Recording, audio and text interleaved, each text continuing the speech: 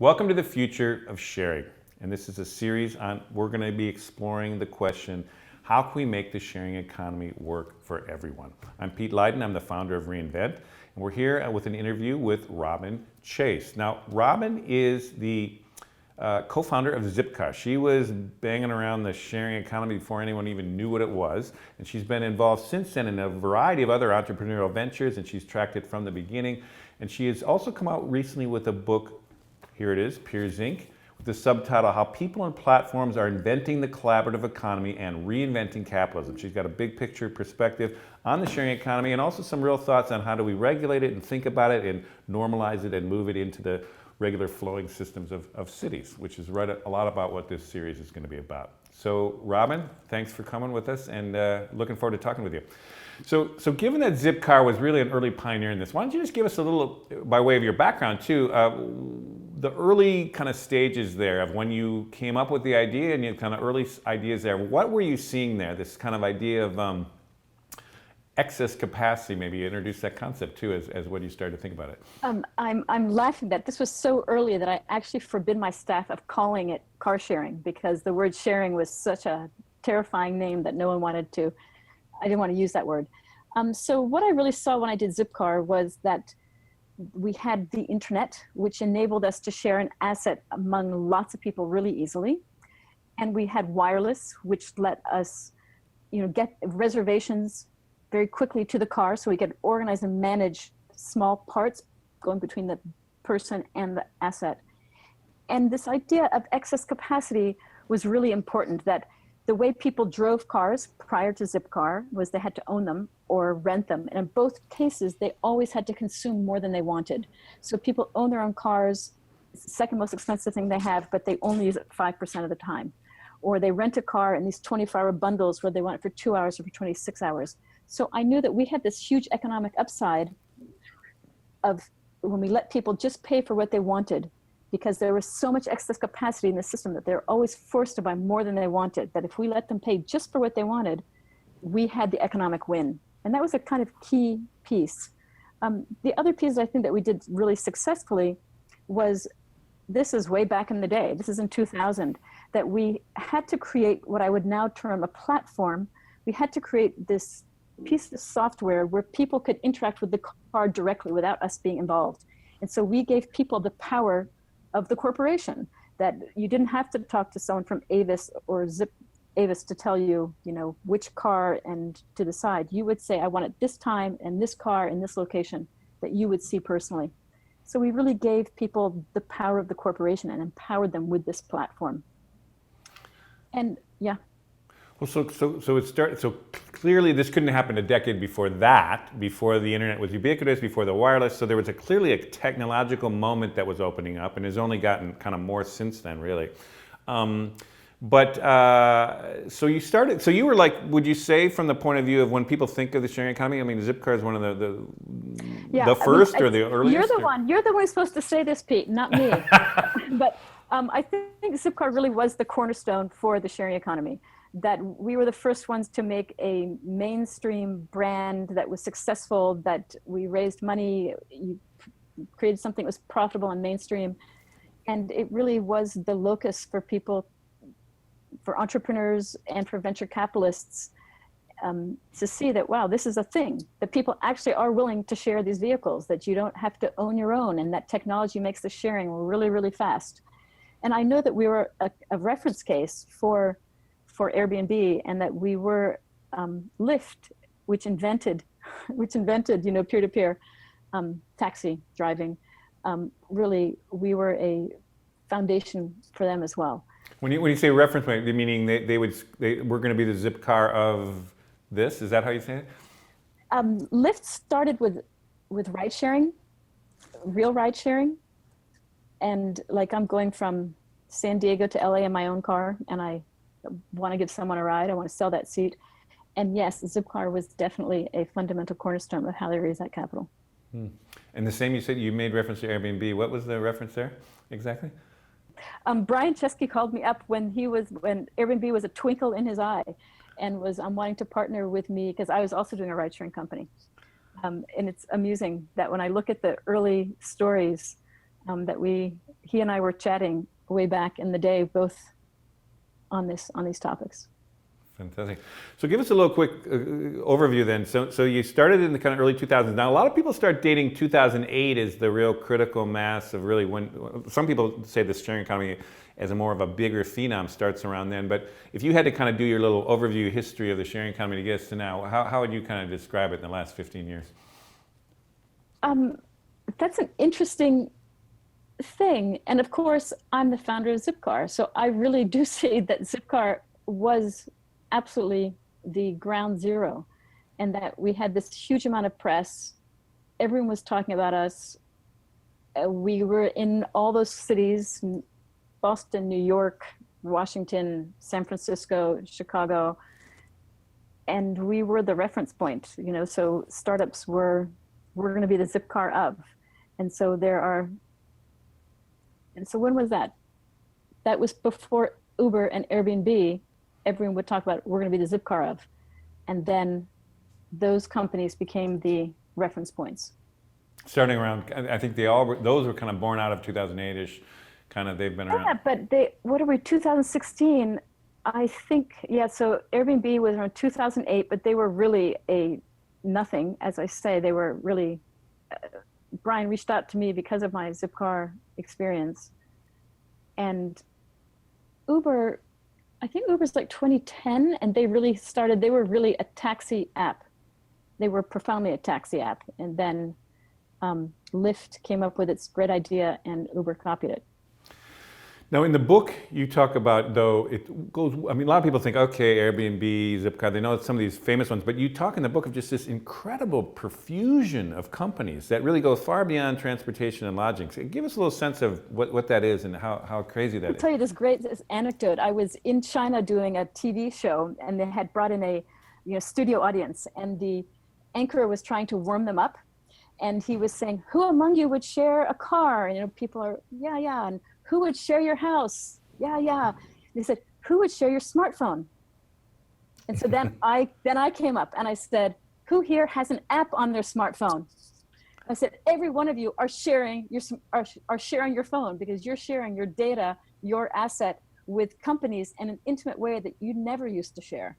And so this, I feel like, is the distinction that why this term sharing economy, we use what is known, right? And so people hear the sharing economy, they're saying the word sharing economy. But for me, the problem is when people say the sharing economy, I think in the mainstream common person's mind, they think person to person sharing of a hard asset.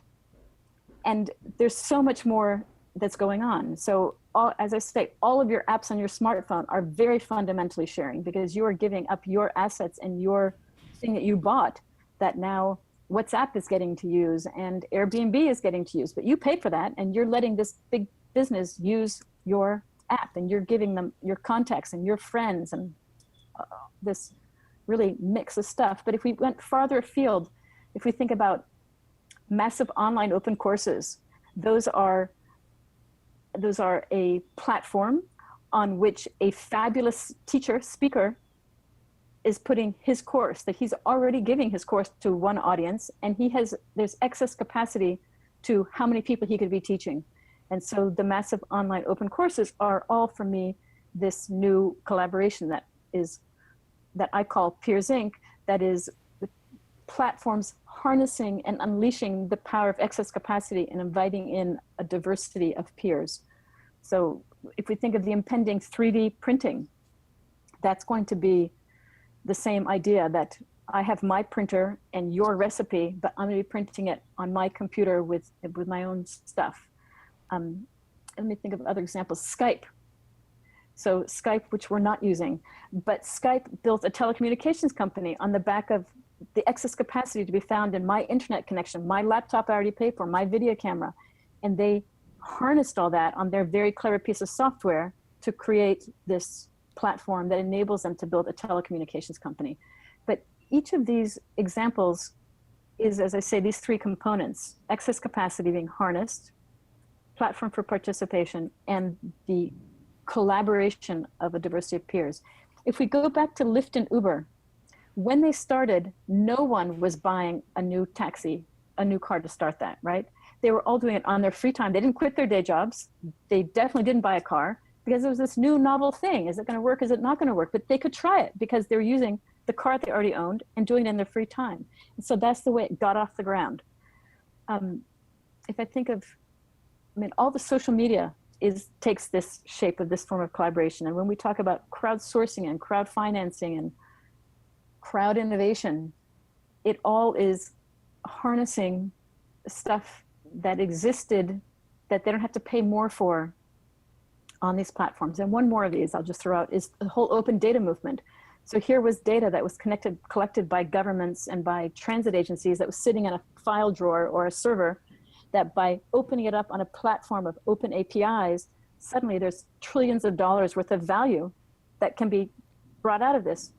And as entrepreneurs, we are always looking out for excess capacity. So if I think of, because it's been paid for already. So if let me do one more example just to broaden this. An example I really love is something called Ciclovia in Bogota, Colombia, where the city shuts down 100 miles of roadway every Sunday morning from 7:30 until 2 p.m., 7:30 a.m. to 2 p.m. And so I'd say this is excess capacity. These roads are empty Sundays, like we all know, and they shut down 100 miles of these roads, and 1.2 million people come and take walks, ride bikes, have fun. And so the city has created this amazingly powerful asset of these Sunday mornings called Ciclovia, but it didn't have to build any roads, buy any park space. It just shut down assets that it already had that were being idly used on Sundays. So this idea of looking for your excess capacity and tapping it and inviting others. So you have a very broad then sense of the sharing, what some people call the sharing economy. It's also called collaborative economy. You've got this peer economy. People call it the circular economy. Give us a little sense of the confusion out there. So we're talking to people in city governments and others, and it's like, is there a way that you kind of make sense of it all? I think for me, the gig economy is another one. So you called a lot of, you named a lot of them. So is it the sharing economy, the gig economy, the collaborative economy, the platform economy? And I think, you know what, all of those terms are good. And I call it Peers Inc. The reason I was calling it Peers Inc. is I want to be very thoughtful and call out the fact that there's two sides to this. When you say platform economy, you are underselling and denigrating the participation of millions of people who are coming to that. Or if you call it the gig economy, you are focused on the people participating, and you are totally undervaluing the fact that there are these platforms by big companies that are making that gig economy viable. So for me, the reason I called it Peers Inc. is I wanted to call out that there are two really important structural parts to all of this, and it's this brand new collaboration. And so I don't really care what you call it, but you should fundamentally understand that there are these two halves to this equation, that there's the platform that's the enabler that organizes all those small parts, that makes a very complicated thing simple, and gives the power of this big entity to the small guys. So if you think about Zipcar, we built this platform that let people by themselves reserve a very specific car, by themselves open it. And the whole payment is all done simply. If we think about Uber and Lyft, they are giving the power of big companies to individuals who can become micro entrepreneurs. They don't have to be good at making fancy apps. They don't have to be good at marketing. They don't have to be good at billing. All of that they don't have to do insurance negotiation. All of that is done by the platform. But the platform without the collaboration of the peers is nothing. So it really is these fundamentally it's a two-part collaboration. And without the other side, you've got nothing. And so you have to decide whether, as a player, you want to be the creator of the platform, the one that does the things that only a big company can do, and leave on the table for the other side, which is the smaller entity that does all the things that the big side can't and doesn't like to do, which I think of as localization, customization, and specialization. So when you separate these two things, we get the best of both worlds. So Airbnb is able to have 1 million offerings that are incredibly diverse and very specific, diverse locations around the world, because it's engaging with and collaborating with people who have assets around the world. And that is the only reason that they could grow so quickly, is that they fundamentally understood it's a collaboration. And it's all these people around us that are co-creating with us. And I guess that is when I think about cities, the question at hand is, what kind of assets do you have that you have made open and available for others? So the city of San Francisco a couple of years ago did this really nice survey and looked at its public assets and put them on this special place that said, here's assets that we think are underused. Tell us what good ideas you have for working on top of them. So they could have been, a public building that is kind of run down. It could be office space in City Hall, which is what they ended up taking in entrepreneurs to work in City Hall. It could be squares that have lots of people that are underutilized certain times of day. It could be the power of innovation, and a silly one was library cards. That they tapped schools. They did 2 levels, I think. They did maybe 3 levels. They did elementary students, college and high school students, and then professionals, and they each designed 3 library cards. So I look at that and think, the city had to make library cards, and they made a platform that engaged the creativity and talent of its populace to come up with this new ways to participate, new ways to feel engaged, new ways to express their creativity. So cities are the ones that should really think hard about the assets that they have, or the assets that are outside that they want to harness and take advantage of it. And I guess this word exploit is kind of a negative word, but it shouldn't be negative, because people want to be engaged and they want to participate. And so what are ways that we can unlock that creativity and that desire, and to get more value out of stuff that already exists? Well, there's 2 ways, kind of, because you're talking about what does the city have access to their own data, their own assets, and how do you open that up and kind of get that sharing? That's one way to think about it. The other way to think about it is they're kind of the referees. Yeah, they're kind of the rule makers, or they're the kind of referees, or they're trying to figure out.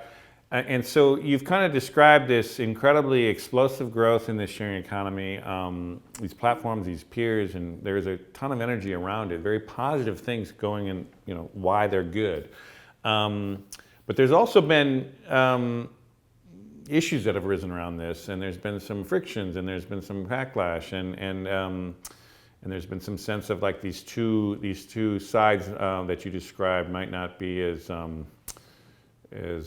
balanced as maybe it has to go. I mean, give some. How are you thinking about that? Because I mean, we'll talk a lot about the positive things, but also it kind of brings up some issues here too. One of the things I want to get across as we go into this discussion is that everything that can become a platform is going to become a platform, and is going to become a platform because the economic benefits are so advantageous. So we discussed that platforms can grow at exponential speeds, which we saw with Airbnb and Lyft and Uber. They can learn at exponential pace. So because they can see all of those transactions, and if they're paying attention, they can really learn from those transactions and have a learning curve that is way faster than anyone else. And they have this ability to be hyper local and hyper adaptive and discover and be incredibly creative, because they're tapping into the power of diversity. So I look at this and I think, wow, those are so compelling that every government is positive, not every government, every private sector company is going to want to build a platform and going to want to engage in that way, because they grow faster, they learn faster, and they adapt and innovate faster. That is without question. On the downside, the person who finances the platform creates the rules of engagement. So if I'm a worker on this platform, they are deciding what time they're deciding how I can work, and what are the times, what are the rules, how many stars do I have to have, when do I show up, what is the yet we're not calling them employees, and I actually don't think they are employees, because it's an opt-in that the company, the platform is not choosing me. I'm choosing the platform, and I'm saying, here's what I can do. I'm going to do it. And if I'm good at it, I can work when I want, and I can do whatever I want. So if we go back to when industrialization began, children worked 7 days a week and 24 hours a day. And we, after a too long number of years, we decided, you know what, child labor is bad. Then we said, you know what, 7-day work weeks are bad. And you know what, we should add, vacation time and maternity leave. All of those things are important. And so I think we are in the beginning of this sharing economy and this new way of work. And there are absolutely things that are broken. But what I want to be clear about is that the solution is not, let me crush that down, because it's going to keep popping up because it is so economically desirable. And so instead we have to say, okay, let's look at it honestly and see where are the real problems. So if we come back to Uber again, just because it's such a nice example that people have been reading about, in cities around the world, they're being shut down or being rioted against, or they're being argued with. And I look at that and I think, I want to know, when cities do that, I want to know precisely what are they arguing for? What are they protecting? Are they protecting status quo companies?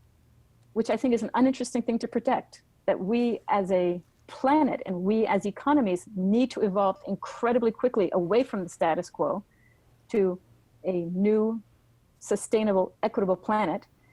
Or are they protecting the public health, safety, workers? Those are interesting things to protect. So if I think of the government should think about its regulations as, lots of the regulations were invented for good reasons a long time ago, and those reasons don't make sense now.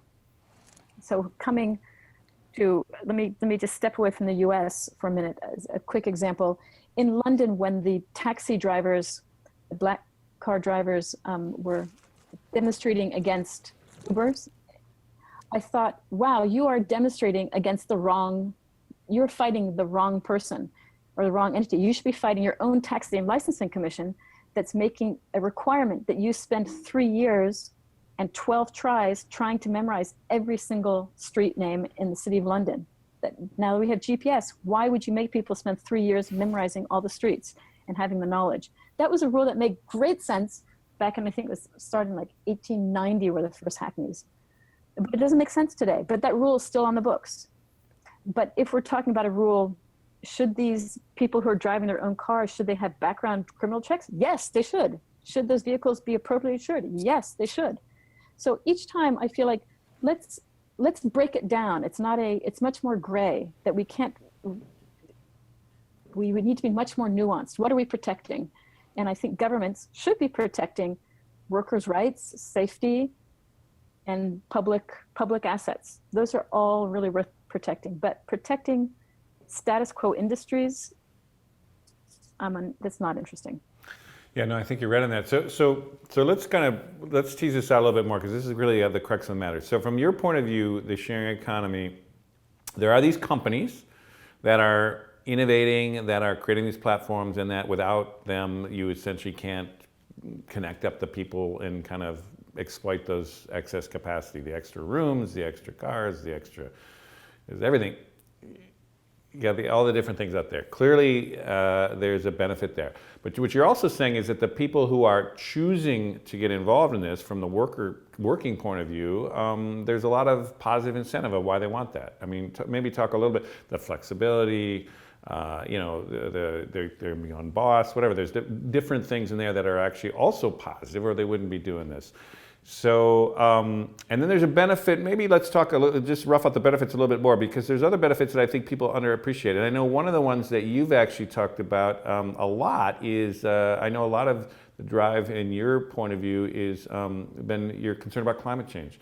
And that a lot of the kind of impetus towards the sharing economy could be driven by, it's a great way to respond to climate change and to actually make the most of the resources we have, and kind of mitigate and shift the kind of onus of the economy. Talk to us a little bit about that dimension of it, the sustainability piece of it.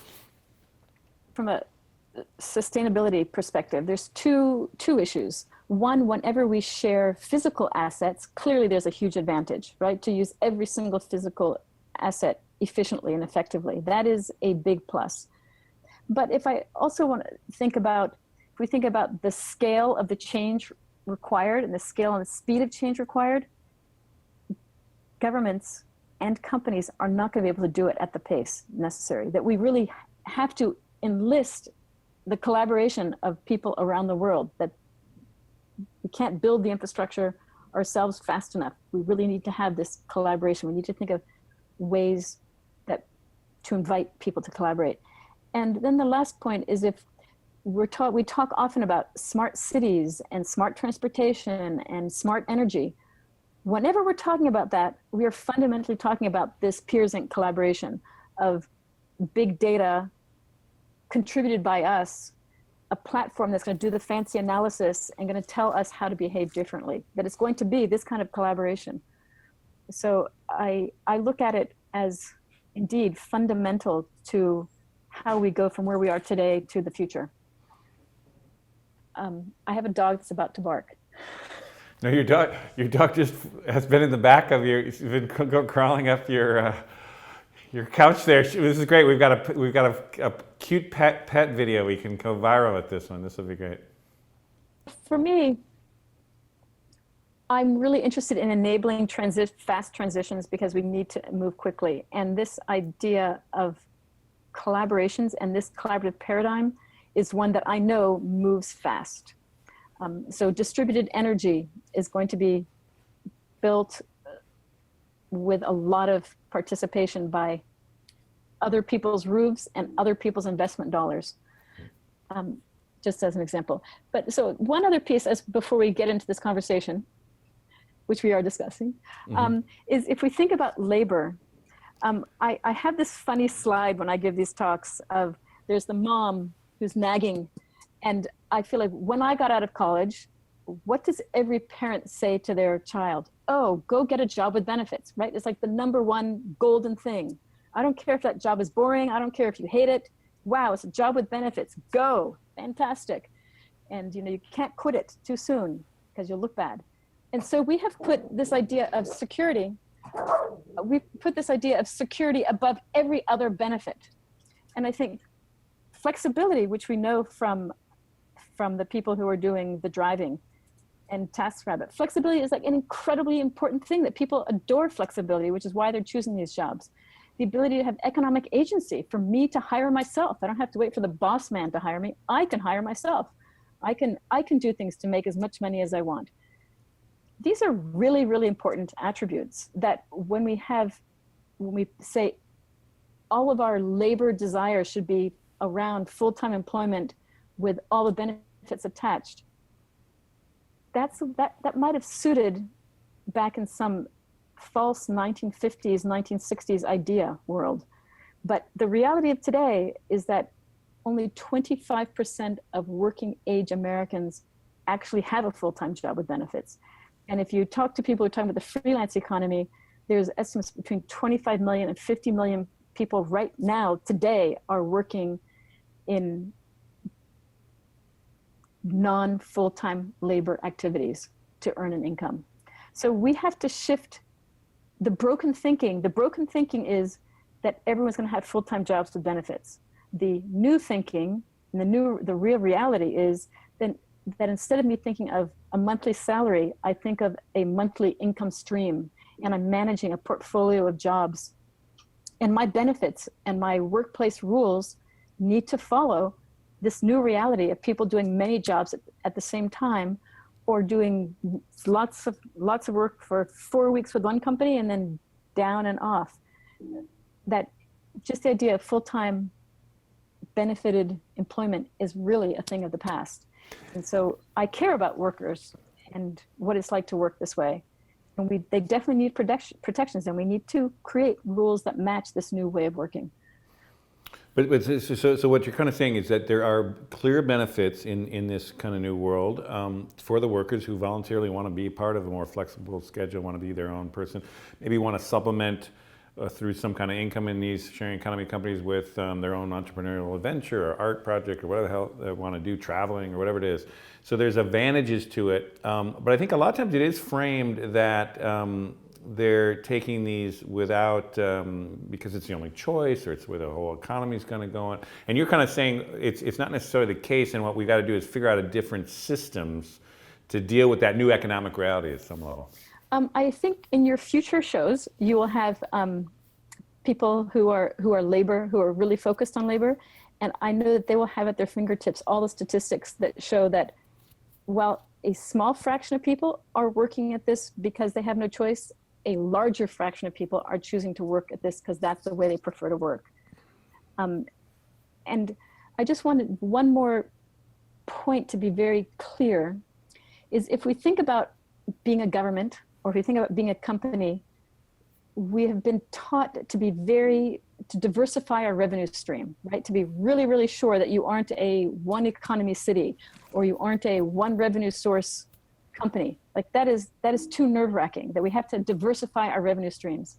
But what's incredible is that for individuals, which is the smallest possible economic unit, we are told that you are only allowed to have one employer. So for the smallest, most fragile economic unit, the individual, we should in fact be promoting this idea of diversity, so that I'm not beholden to one job. In that old way, I'm either employed or unemployed. That's a really nerve-wracking way to be. If I'm doing many things at the same time, I'm much more diversified and much more resilient as an individual and as a household. And I think we want to encourage that. That's what should be happening. Would you go even further? Because like you talked about this huge challenge of climate change and how the sharing economy can be seen a little bit as a kind of a way to kind of quickly and adapt to that, or share resources instead of producing more resources that everyone has to kind of then individually own and that kind of stuff. Could you say that this evolving way of dealing with the economy actually could counter even to the effect of the kind of increasing inequality that's going on, or do you think it exacerbates it? Is there any? Because some people say, hey, this is a way that actually people, let's say in housing, you can take advantage of your big asset, actually make some money while on the side of your company. It supplements your income. You can do different things that actually are positive. I'm just curious if you think of it that way, or if you think of it as too much. I guess there's two things here. One is, if we look at the pace of growth in these labor platforms, we can know that there is a huge demand and yearning to have labor platforms. And I would say low skill labor platforms. Like that is how Uber can have 500,000 drivers around the world, because people are yearning to be these low skill platforms. So I think that's part one. But part two, and this is perhaps not for the sharing economy reinvent discussion, is we are going into an era of automation, and they call it deep learning and big data.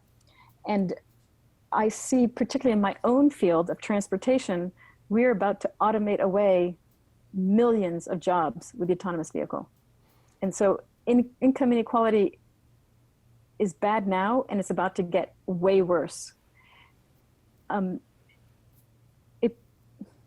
We haven't talked about this, but there's this lovely graph that you'll be easy for you to find and throw up, that talks about the disparity when productivity gains stopped being shared with labor. It was in like 1970. So when people talk about the sharing economy as being this terrible creator of inequality, I think you are crazy. This has been happening since 1970. Since it ever was, companies have been trying not to pay benefits, not to pay, work style, sickness, vacation, whatever. They've been trying to outsource workers for a very long time.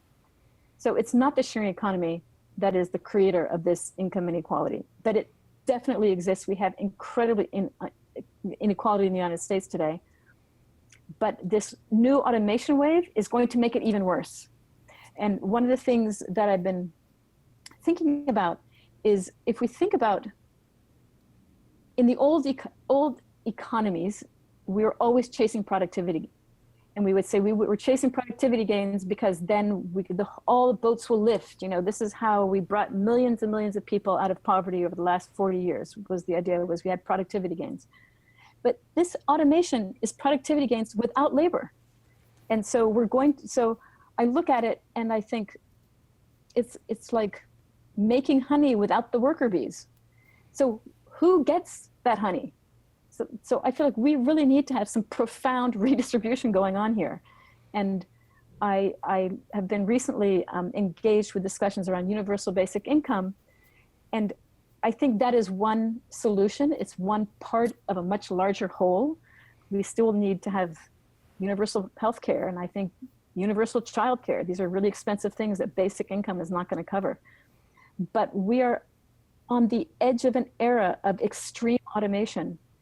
And those companies will get incredibly wealthy and have huge productivity gains without any labor to whom it's being distributed.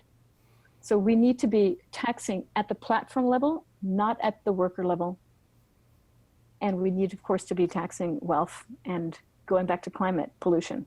So we need to transform how we think about taxation. We need to incentivize different kinds of behavior, and we need to look at where the money is going to be, and it is not in labor, because we're going to have fewer and fewer jobs. Totally hear you now. So, but what I guess just from the point of view of this discussion, so the sharing economy clearly is a piece of a much bigger whole that's happening here.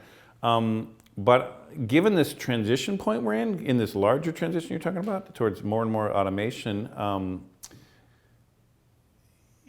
again, I'm just trying to figure out how the sharing economy would fit in there. Is it a patch? Is it one way to kind of actually put that off for a while? Is it to kind of take up excess capacity of people working, or who knows?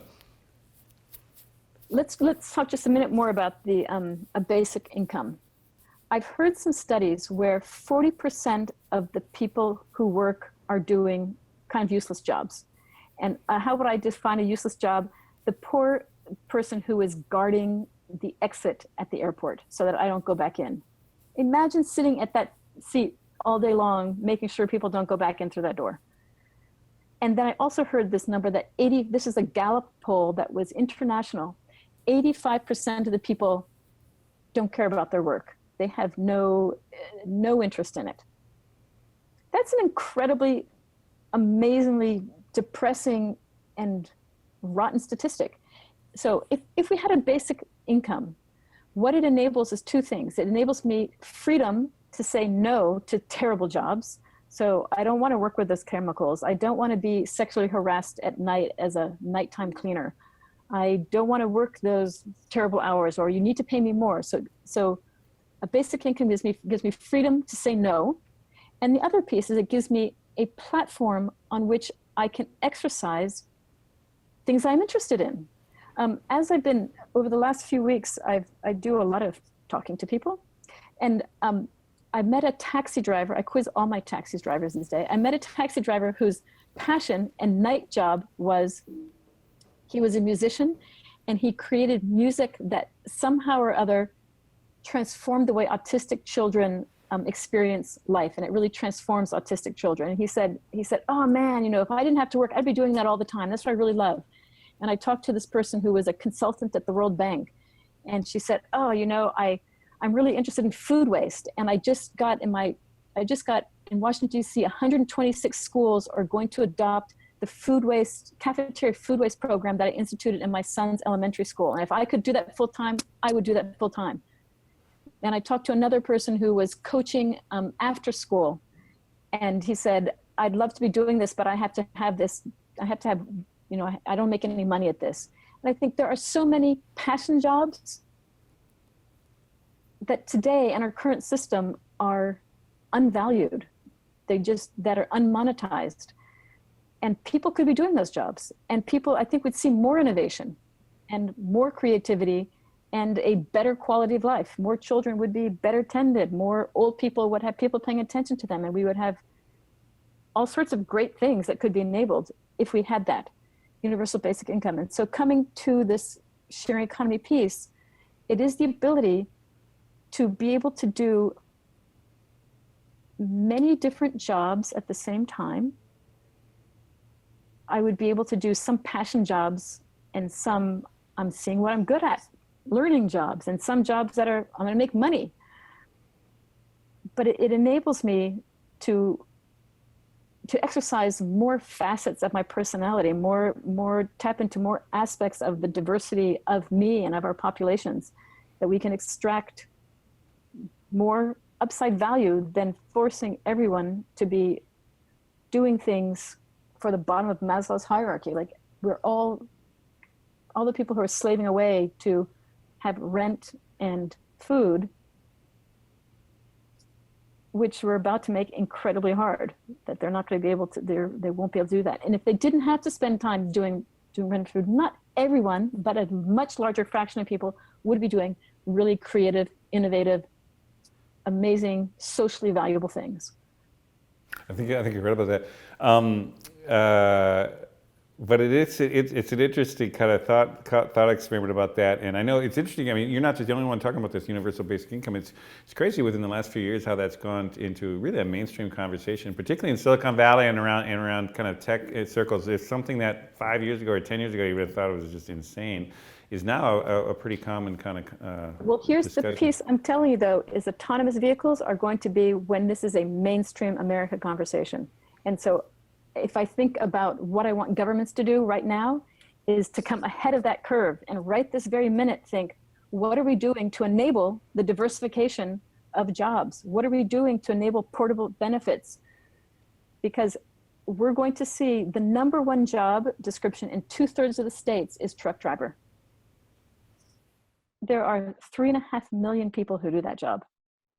And it is going to be taken out in a very short period of time. So all of these concerns that people have around the sharing economy and what they don't like about it, I think those are good concerns, and let's address them. Totally hear you. Now let's bring it a little bit more down to earth too, though, and just thinking about for the purview of this series, there is a kind of like universal basic income, big national thinking, expand Social Security. I mean, there's all kinds of thoughts out there now of how do we really think about that meta transition to the next economy. But in these cities, we're talking, there's a lot of kind of friction right now as this kind of maturing sharing economies come up against kind of disrupting old industries. That's one key piece of it. But there's other things too of just figuring out how do we make this work for everybody. And I'm just interested in you talking a little bit more about it, because you've thought about this, your book talked about it more. And why don't you give us some thoughts on maybe a more generic approach to how would you think in the next 5 years here, or 2 to 3 years, we really have to start buckling down and rethinking those rules for the 21st century?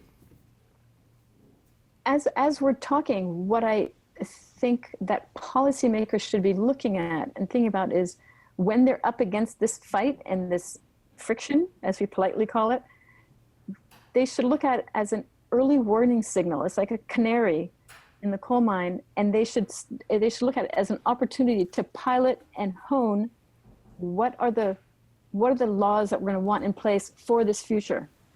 And so, yes, primary is to make workplace rules applicable, whether you're working there for 20 hours, 10 hours, or you're an outside contractor. Like, those things should still apply, whether I'm working under safe conditions and whether I have background driving checks. Those rules around workplace safety and public safety should apply regardless of the number of hours. And so we need to look through regulations and laws and with a mind to what laws in our books might have made sense before, but definitely are completely outdated. Which laws prevent us from sharing assets that wasn't even a thought before, but now is a thought. And I want to say sharing assets is also spatially. So where I'm sitting here in Cambridge, Massachusetts, I bet my house is zoned residential. And that in theory, I'm not allowed to work from it. Well, that might have made sense back in 1910 when I was doing some crazy thing with fumes and scary products. But that doesn't make sense today. So, rethinking zoning and rethinking insurance, and demanding more of insurance companies, that there's a whole bunch of insurance where the owner is assumed to be the user of an asset. And that's not the case in the future, that the owner isn't always the one who's using it. And so when I was doing Zipcar, insurance was a fundamental and very difficult hurdle to get it well insured. And I laugh at this, that it kind of reminds me of like ramps for wheelchairs on sidewalks, that all of us use it, but we thought it was put in just for this one group, but we all really benefit from. And I think about the idea that the person who owns the car isn't the one who drives it. That actually has been around forever. If you think of buses and trucks, all of those utility vehicles have been driven by people who didn't own the vehicle, yet there was no insurance product for that. And so we really need to rethink the way we use assets and where we're allowed to work, and just to look at these regulations quite cleanly and take out and undo the ones that are there just to protect incumbents and or might have made sense before. So completely. Did you come across any cities that were more models in this and really have really been ahead of the game in this and could be looked to for kind of inspiration? So now you're making me feel guilty, and I will have to send you the URL. But I was meeting the Minister of Transport for the country of New Zealand, and he said that 6 years ago, they had, through crazy foresight, they had gone through and totally redone all their taxi rules to make it more rational and to get rid of the medallions that were being hoarded and to provide a better service. And they undid all this stuff. And he said, because they had done that work 6 years ago, and he sent me this link, the whole Uber coming to New Zealand was not a thing, because they already had got the right rules in place. And so it didn't cause this giant struggle of protecting status quo or not protecting status quo. And what were the rules for individuals to be able to become licensed drivers. So anyway, I was really struck that they had fortuitously thought ahead and corrected it. Nice. Any thoughts on any cities in the United States that you'd think are better than others, or maybe not? I think that's hard. I know that San Francisco, where you're sitting, is under huge pressure because it's got so many startups doing so many crazy things. So they're having to think harder and longer, and trying to make different compromises. And I think as a city, for the most part, they've been good about having an open mind and really trying to see what are the pluses and minuses. As I think about this conversation, I know that there's a whole bunch of people who think that we haven't touched on the inequality of people who don't have assets. They don't have a house to rent out or a room or a car to share, and that, hotel workers being put out of jobs.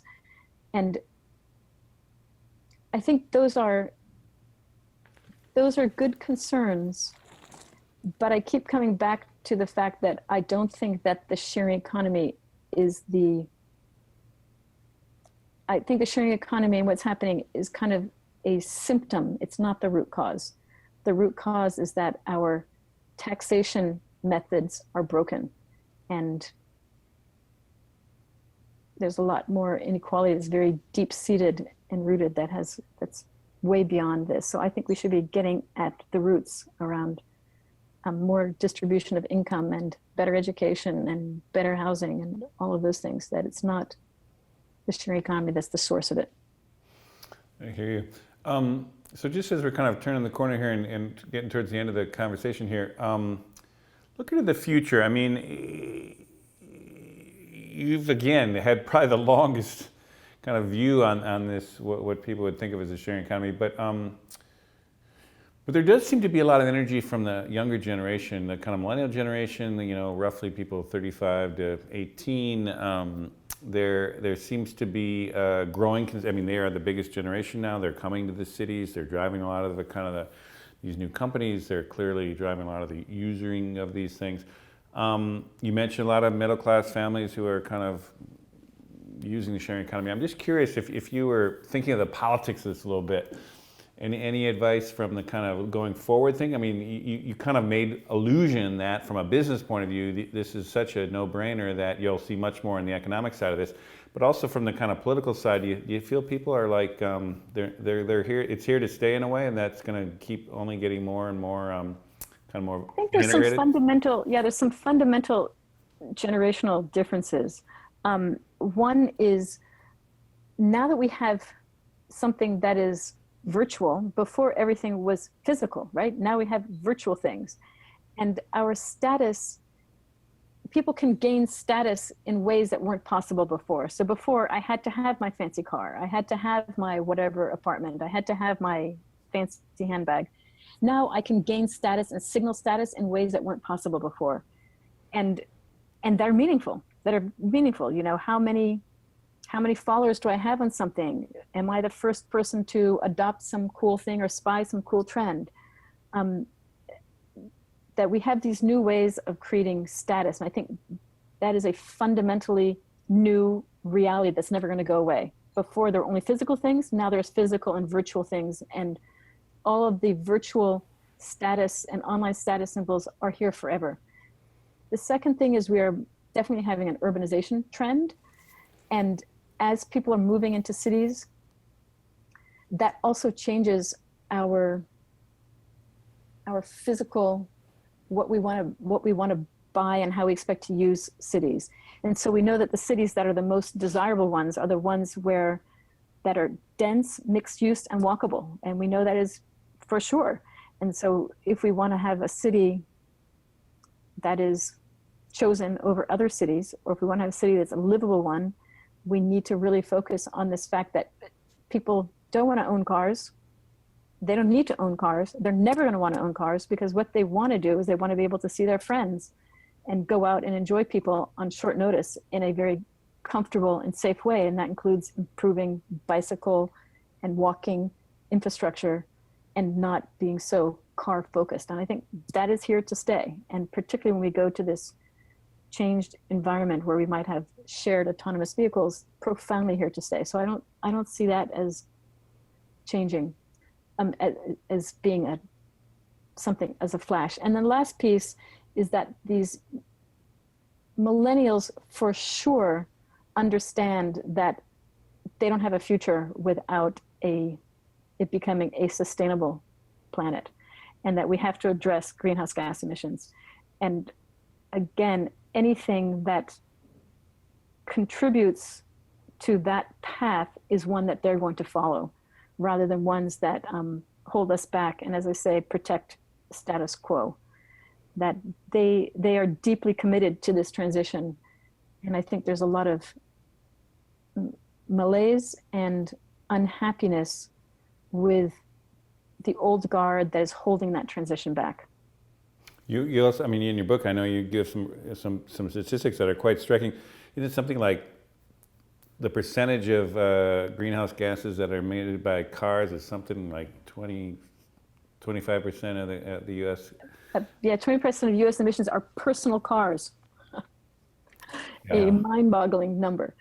Yeah. But just in general, I think people are wanting to lead more authentic meaning where things came from, people are caring about, and being with their community, people are caring about, and being able to have a livable, high quality, and I want to say viable life, that they want to, people really do want to work on jobs that are passion jobs that have meanings. I really hear that over and over and over. People don't want to be doing dumb jobs and they will if they have to, of course.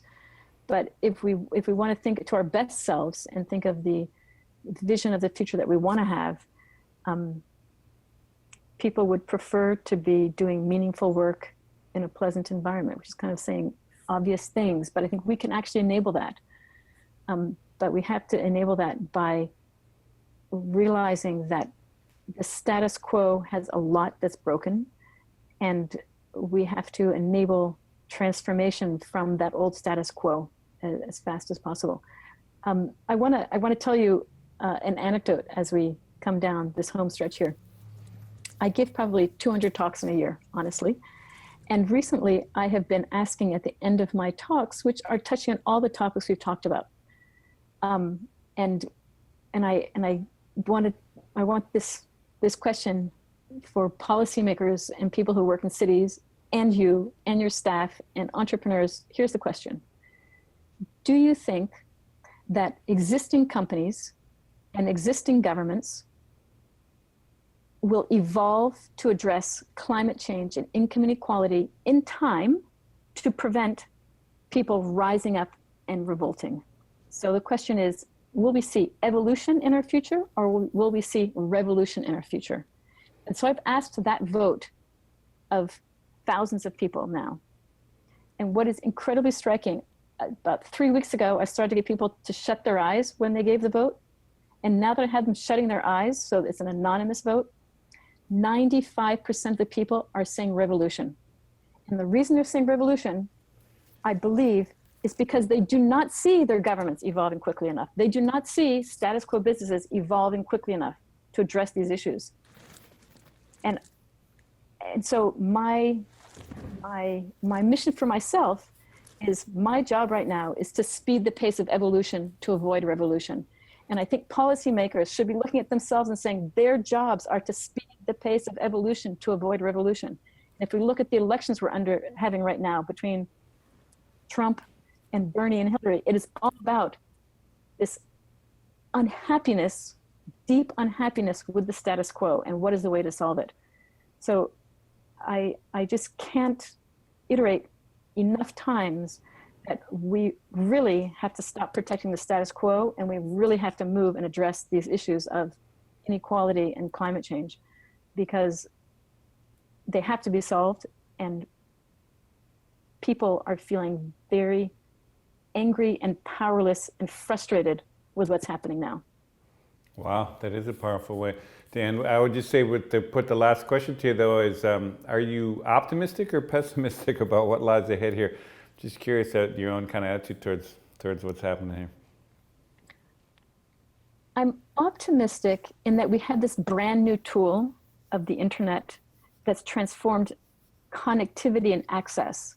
So because we have this tool, we can find amazing innovation out there. We can collaborate and solve problems at a fast scale.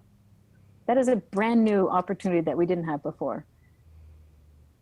So that's what I'm hanging my optimism on, is that if we can put that power in people's hands and engage them, I think we'll make it. But if we hold back and imagine that, no,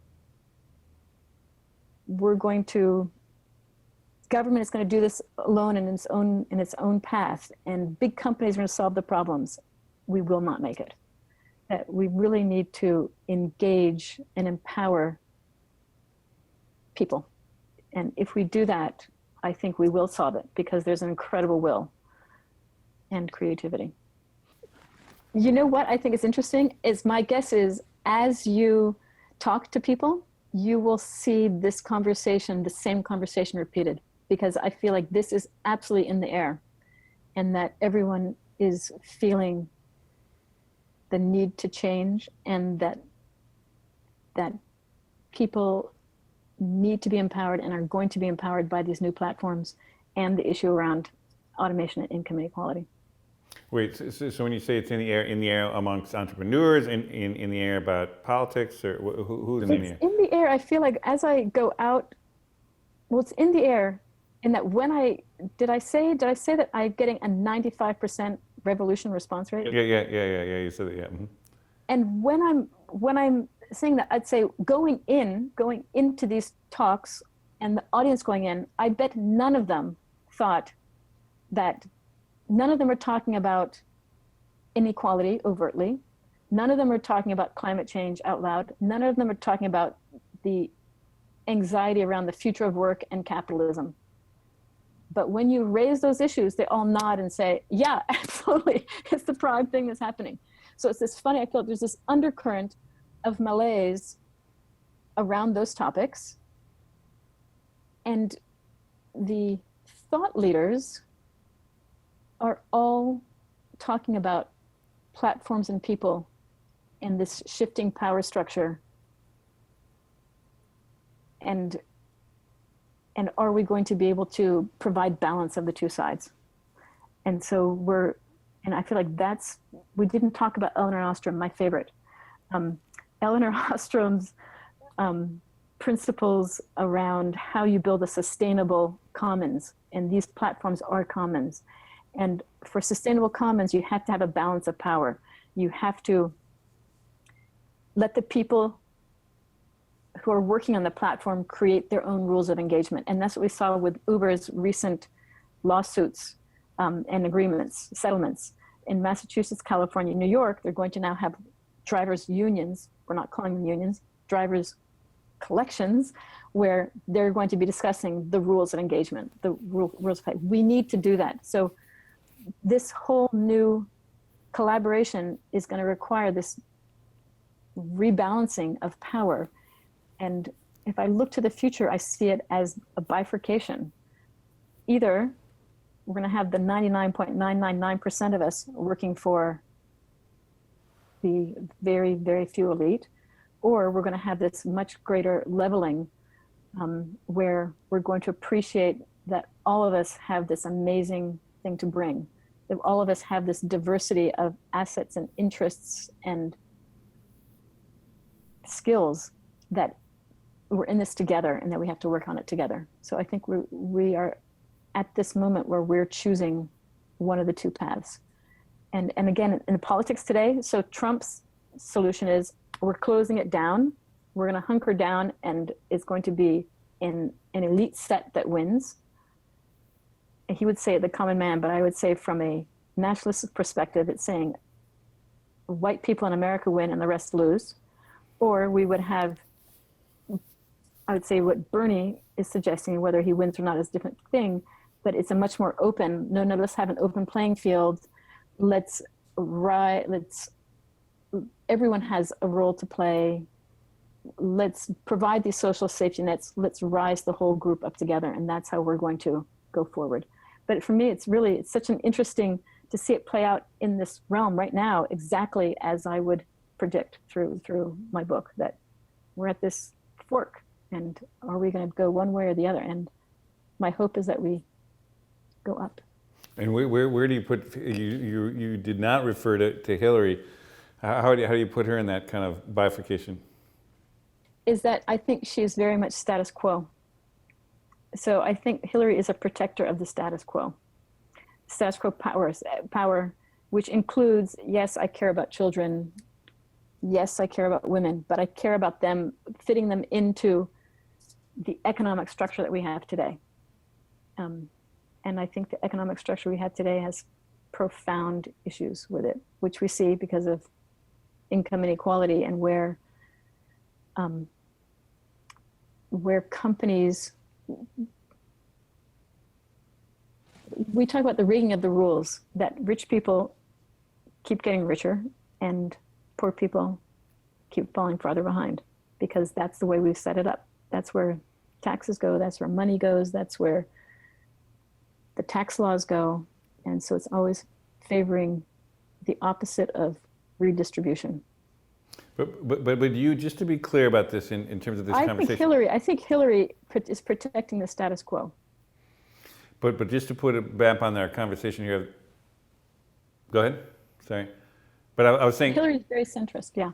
Yeah, no, I hear you in that, but just this last little thing, just to tie it back, since you did open the question up again. The sharing economy platforms, which also, are part of the skyrocketing valuations and stuff, because of their nature, though, I'm just trying to. They're going to become monopolies. They are going to become monopolies. But on the other hand, you see them as kind of good monopolies at some level, or because they're actually empowering millions and millions of people, as opposed to ExxonMobil or, for that matter, I think Amazon. It depends how they're going to play out. So first off, I think it's going to happen. And the question is, can we, over the next few years, balance up that power? And so Airbnb, as it's gotten bigger, has, I think, done a better job of sharing power with its hosts. and saying, we're gonna ask you and you're gonna weigh in on everything that has to do with hosts. And Lyft has done a good job talking to its drivers about what are the rules of engagement that they're interested in. It could be that if we think about monopolies aren't a problem if they don't exert monopoly power, right? So they're a problem when they start exerting their monopoly power. So either the monopolies act nicely and they treat the people who are on their monopoly well and listen to them, or we'll have to have government intervention to say, wow, you're a monopoly and you're acting like a monopoly. We're going to force you to do all these things. So I do look at Uber's right now, the situation that Uber is in with these 3 settlements. And I think if they had treated their drivers well from the first day, none of this would have happened, because it's pretty much basic respect. Do you change rates overnight? No. Do you give people a warning? Yes.